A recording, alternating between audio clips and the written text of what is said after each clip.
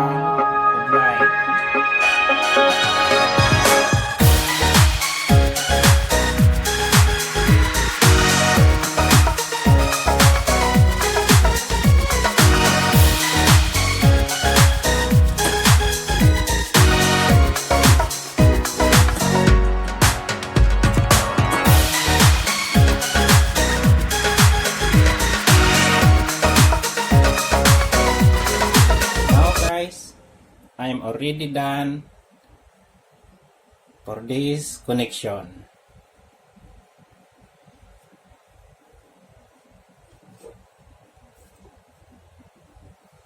This guys, you see guys, basic connection for stairway area.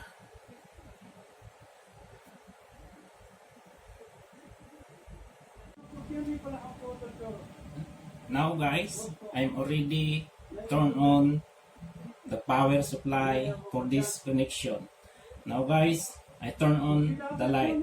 I'm turn on this side. It's working guys. I off this side. It's off. And then I'm turn on again here. I off here. Yes guys. This way this connection guys using for the stairway area and then long distance area.